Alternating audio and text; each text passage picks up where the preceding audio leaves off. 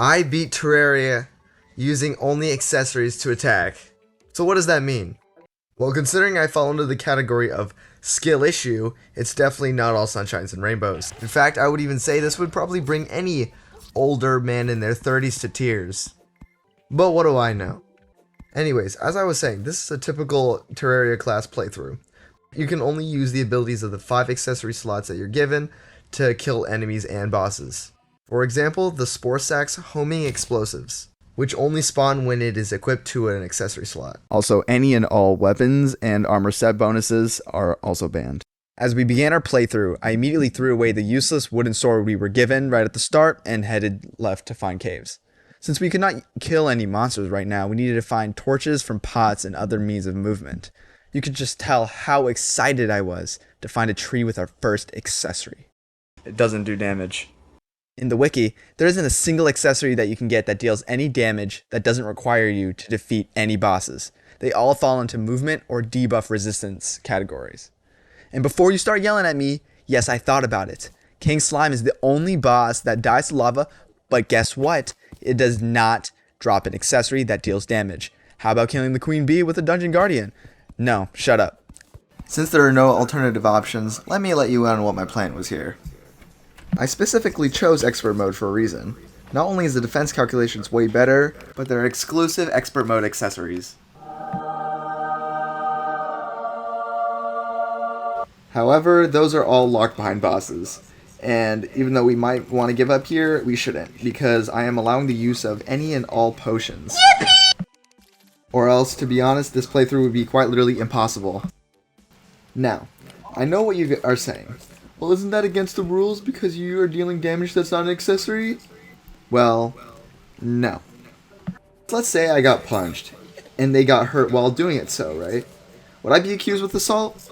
Maybe, but I'm not the one that's literally dealing damage. So that's why I'm using the Thorns Potion, because it does exactly that.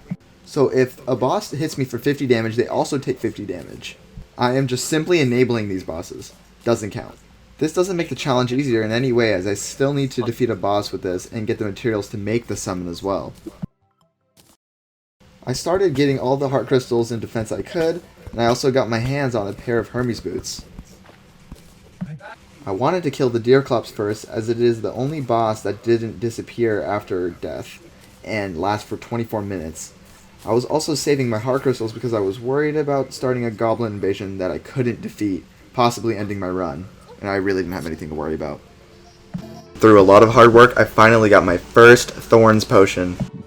And then I started building the snow arena for the Deerclops battle that I was preparing for. And I did accidentally hit a slime with an axe while chopping down a tree. At this point, I had gathered a lot of Thorns Potions, expecting to die quite a lot during the fight. And I still needed to get the Flinx fur needed to craft the Deer Thing summon, which also was a pretty hard task. Finally, as an extra precaution before I started this fight, I made sure to find the Shimmer to create the Vital Crystal for a bit more life regeneration. Now I was ready. I used up all my heart crystals I gathered up to this point. I set my spawn in the little house I made by the arena, and I popped the first Thorns Potion. Oh Jesus, was I in over my head. Over the course of 24 minutes it was alive, it despawned with only a third of its total health gone. A third! Not only was I not even close, I emptied everything I had this far. The main thing that happened was Deerclops does way too much damage at this point of the game to even tank. And even if I could, it wasn't nearly enough damage to kill. I was already 7 hours into this challenge and I needed to find another boss to just start with to make progress. Luckily, I had one final solution, Cthulhu. With the Shield of Cthulhu as its Expert Mode accessory drop, it allows me to use a dash that hits an enemy and deals damage. I didn't want to farm all the lens for this boss though, so I completed the requirements for it to spawn naturally, with like the you feel an evil presence watching you, which required over 4 NPCs, 200 health, plus 10 defense, and not having yet defeated it. I put this boss off at first, thinking it would be harder to beat, but boy was I wrong. With the help of the armor I had already, that reduces the damage to around 14 per hit to me, while dealing around doubled back to it with the Thorns Potion, and I was also using the Nurse Healing, which I promise I did not abuse for this playthrough. It was a cinch. I got this beautiful trophy for all of my hard work. Then again, the fact that it took me this long to beat one boss wasn't great. I finally got my hands on a usable damaging accessory, so I don't have to avoid every monster now. But it can only get easier from here, right? Surely. This is also the first time I had my storage in any game actually organized for once. A true breakthrough. Unfortunately for now, the Demonite bars I got are pretty much useless until I defeat the Eater of Worlds. So no armor and no weapon upgrades until then. Not that I can use weapons anyway. Now it's time to fight the Deerclops again. And killing the Flinxes felt so satisfying. You have no idea. I then made the deer thing yet again and got the nurse this time to accompany me because the downtime that I am dead is just too much compared to the running back and healing with the nurse. Now I had the damage of the shield dash and Thorns Potion. I must remind you that this damage is coming from the shield, not me. Without this specific shield, I can't do any damage with the dash. This is my loadout before the refight, and as you can see, I tried to stack up on defense. I was aiming for a tank build since none of my damage scales off of armor set bonuses, so just pure defense. Last parts of the prep, I put up a heart lantern and a campfire to boost my life regeneration. Because the longer I'm able to take damage, the better. I'm now ready for the fight. I summoned the boss and it was going pretty well. Going back and forth for the nurse worked very well. However, I was taking unnecessary damage from the boss AoE attacks that didn't trigger the Thorns Potion. After 7-ish minutes into the fight, I took my first death. Although it was half the health, so it was only a matter of repeating what I had done, but because I forgot to make several potions, I didn't have any more Iron Skin and Thorns buff, which is half of my total damage. I don't know if I'm going to make it.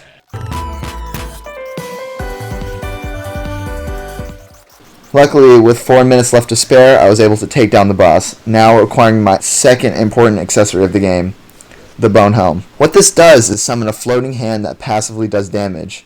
It is around 30-ish damage per hand slash, which is far better than nothing. There are only 3 accessories in this game that passively attack like this without the need to press any button.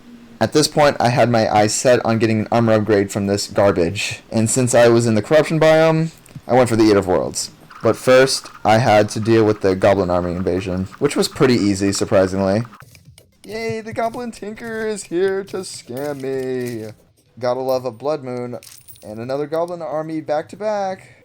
Okay, back to the Eater of Worlds. I built an arena in the air and collected the materials to create the boss summon. This was such a pain. Jesus Christ. This was such a pain, and it could almost be compared to when a man has a common cold. It was that bad. Now with all the prep of more potions and food, I was ready. Turns out that the arena was a bit too hard for the boss, so it became more of a place to rest before running back into the fight. This hit and run tactic actually worked better than if it were actually in an arena, and with enough time, it went down pretty easily. Not only did I get a pickaxe to get myself better armor, I was able to obtain the Worm Scarf, which gives me a flat damage reduction of 17%. Massive. And you know what else is massive? Here is my loadout post-Eater of Worlds. I skipped the Shadow Scale armor set, which is what normal people get, and went straight for the Molten armor, because why wait if I have access to it now? So here's a quick montage of me mining the Hellstone ore for the set and getting the pickaxe. The next accessory I have my eyes on is what will help me to defeat the Wall of Flesh, and for that I need to defeat the Queen Bee. Fortunately though, with the armor and accessories I had so far, this boss was really easy. However, getting the drop was another thing. I'm trying to get a honeycomb, which is a 33% drop. Easy, right? 6 bosses later is when I finally got it. Thank you, game. Fantastic! I don't mean to complain, but 7 bosses in total is a lot of material grinding. But the best part?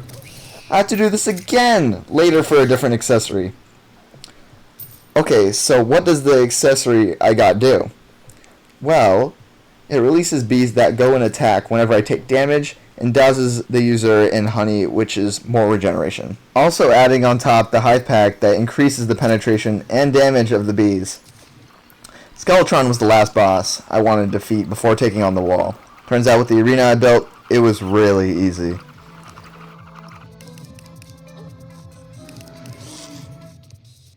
With the mechanic, we now had access to the heart statues I collected as well. Here are my accessories now. Wall of Flesh was one of the most annoying bosses to beat, by far. I built a long bridge that extended to each side of the world, and during the first fight I failed terribly. And it wasn't even close, man. I was very worried if this was even possible. There were two options that I thought of. Shield of Cthulhu Strike with the Magma Stone to inflict fire. Turns out that the Wall of Flesh is immune to that though. Or to make use of the honeycombs hitting multiple enemies a lot more to kill the hungry for more health. Turns out that when on a mount and with enough defense, sand does 1 damage to your character and triggers the bees while outrunning the wall. So I went and got 30% in the bestiary to buy the horse from the zoologist and wondered why the horse wasn't selling. How was I supposed to know that you needed one more monster even though it says at least 30%? So that's a fun fact for all you guys. Even with the 40 defense I had now and max health, this was not enough to defeat the boss. So I looked at all the possible potions available that could boost my stats more. With the help of the Calming Potion and Inferno Potion, which can be found from Shadow Chests, on top of what I previously had, it made the hungry so much easier to deal with, and I could focus my damage to the wall. I set up stations where I could dump sand on my head to quickly deal damage. Many attempts later,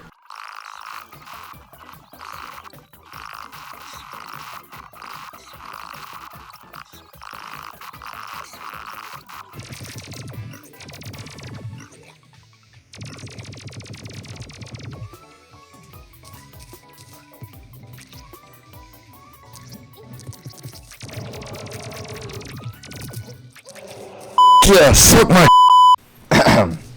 I beat it. The best part about being in hard mode is that I do no damage, so it's back to the drawing board. But I did get the Demon Heart for another accessory slot. Now for the hard mode ores.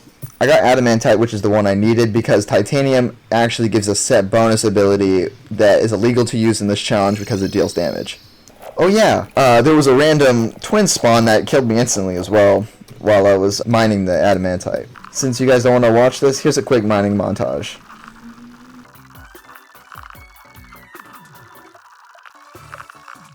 And we're done. With this new set, it brings me up to a whopping 70 defense pre-mechanical bosses. In hard mode, a bit of accessories open up though. The first I am going for is the Star Cloak to craft it into the Bee Cloak. The Queen Bee again. For those who don't know, the Star Cloak spawns shooting stars that rain down when the player is taking damage. And the Bee Cloak is just a combination of the two accessories. The Star Cloak is a drop from a Mimic, and it's not guaranteed. And the Mimic is a sort of a rare enemy, so thank you for not making every second of my playthrough hell. The Bee Cloak is now my current highest damaging accessory, and it really shows. See, look at that damage! There's one last thing I want to do. The second passive accessory of this challenge is now available. For those who already know, shut it. It is an exclusive expert mode accessory dropped by the Queen Slime. So back to fishing! Life Force Potions are amazing for this challenge because it gives a straight increase to the max health, as well as Wrath Potions, which give me a 10% damage increase, which actually do include my accessories. The gelatin crystals I needed to summon the boss are actually pretty easy to find. My arena from the Deerclops fight became hollowed, so this is the perfect opportunity to fight it without much setup. And summon. Damn, I am not taking any damage. What the hell? These falling stars are doing around 150 apiece as well. Jesus.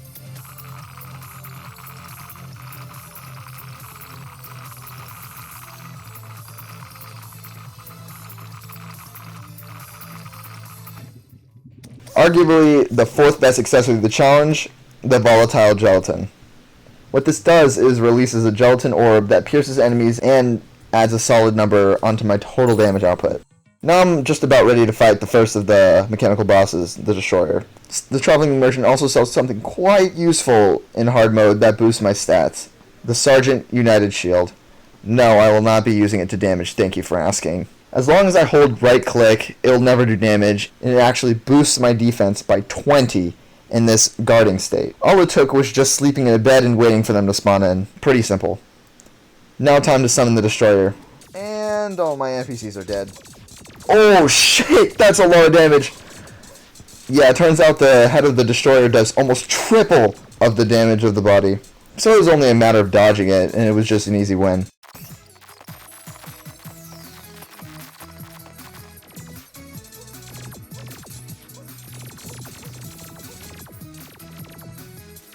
See? Just like that. No sweat at all. Oh boy, life fruits. Just in case you don't believe I did it all with grinding, here is all 20 of them collected.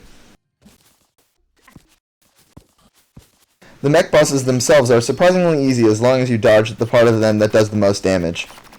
With Skeletron Prime, the arms themselves do pretty negligible damage, but the spinning head is the main issue.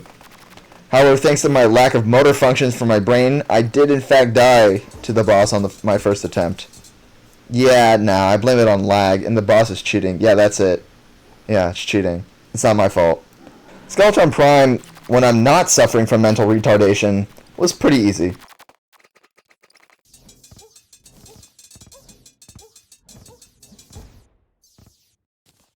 And the twins are also, as everyone knows, are very easy.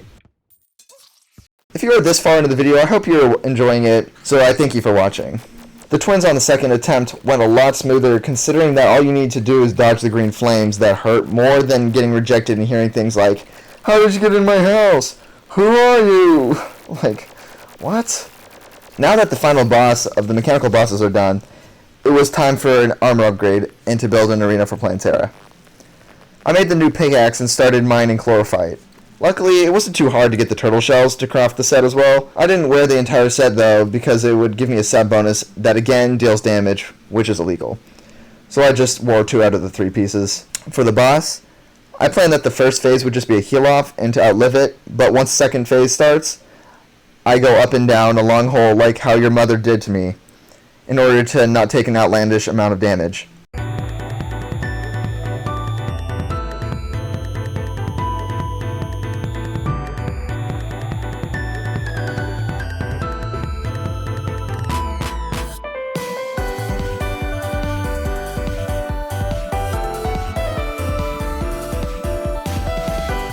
The boss went exactly as planned, and the volatile gel was actually so clutch in beating this thing. We now had the #1 accessory of this entire run and for the rest of this challenge. The expert mode exclusive accessory, the Spore Sack, which hits several times per spore that does appear, although it can only appear on blocks and walls, but it does home in on enemies nearby them. Of course, it is now reforging time and putting everything on warding for the defense. Burning a hole in my pocket as usual. Like, look how good this accessory is in the post-Planetara dungeon. It low-key turns me on, bro. We are in the dungeon right now for a tanking accessory and a pretty easy one to guess, in my opinion. Oh man, this is just riveting gameplay. Just look at this. I take that back about my luck. That was a lot quicker than I expected for a 19% drop. Only 2. It only took a bit of AFKing in the underground snow to get the frozen turtle shell. So just like that, we now have the frozen shield, which gives us defense, immunity to knockback, and most importantly, the 25% damage reduction when under 50% health. I think it is time to give a very brief understanding of how defense works in this game.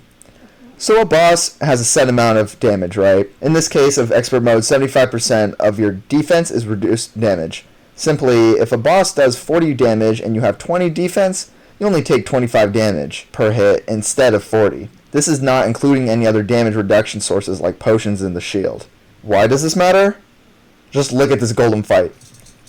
1 damage? Might as well be hitting like a truck, Jesus. It's crazy how much of a difference having 132 defense and healing can do. Not only did I beat this loser once, but 3 times. Not even using the amazing accessory it's giving me as well. Though the reason I did beat it 3 times was so I could create my last set of the run, the Beetle set. Which, haha, guess what? Gives me more damage reduction, which I definitely already needed. And doesn't have a set bonus that deals damage, which is perfect. To top it all off, the accessory I got from this boss is the Shiny Stone, which gives an insane amount of regeneration when I'm standing still. Here's the current loadout of the accessories. Satisfying, huh? Most of these bosses so far didn't really need an expansive arena, but I decided to give myself a little challenge. No, not the Empress of Light, though I'll consider it for another time. When I tell you how much I now loathe this boss because of this challenge, you don't understand. As you may now have guessed, yeah, I'm fighting Duke Fishron. Surely it can't be that bad with all the stuff I have. Pfft, yeah, light work. Yeah, while building the arena, I had a little bit of an interruption. I thought these things are supposed to scan the character to activate.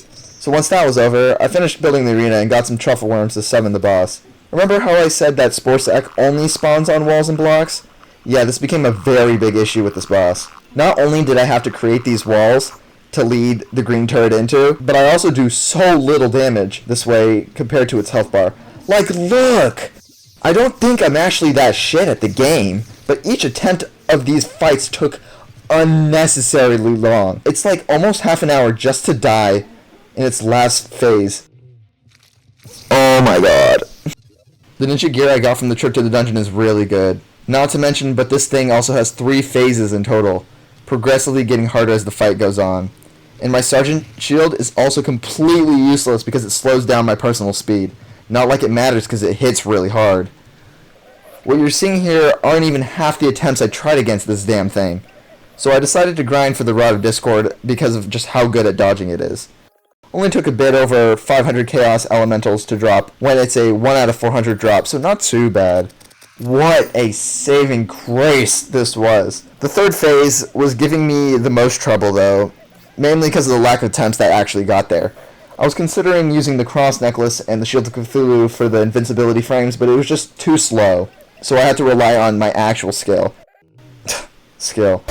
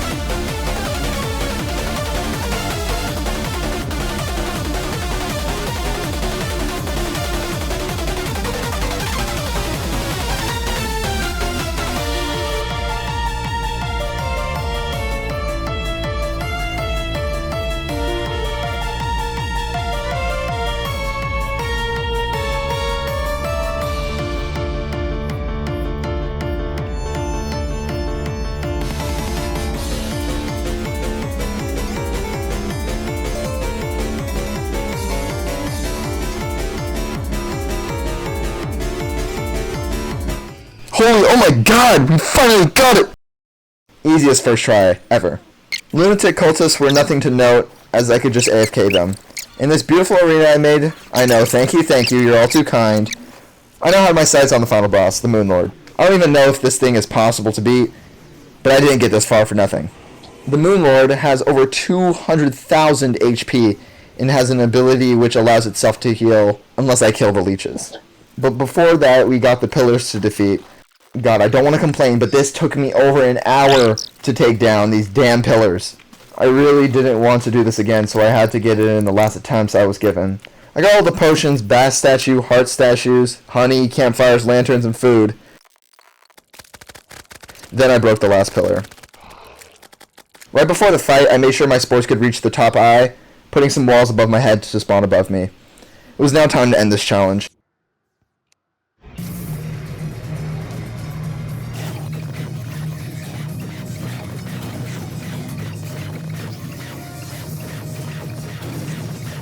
Wow, I really take no damage when my health drops below half. And wow, my accessories are actually killing the leeches instantly.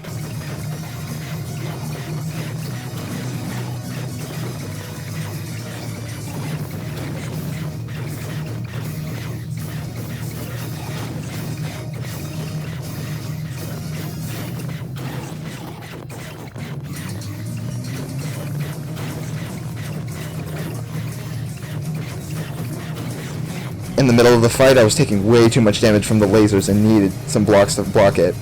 I could take the occasional one, but 3 was just way too much. 13 minutes into the fight, the core opened, and it was just the home stretch.